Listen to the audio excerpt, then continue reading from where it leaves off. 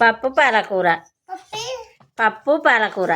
అయ్యో చూడు, పప్పు పాలకూర. పప్పు, కొత్తిమీర, పచ్చిమిర్చి, టమాటా. చూడు పప్పు పాలకూర ఎంత మంచిగా ఉన్నదో. ఆము ఎత్తా అన్నం అయ్యన్నా తీసుకుంటా. నేనే వేయబడితే కొంచెం వేయన్నా ఫస్ట్. కొంచెం వేయన్నా. జరుగు మరి, జరగమ్మా. పప్పు పాలకూర అన్నం. మా చిన్నోడైతే తినటానికి ఆగుతలేడు.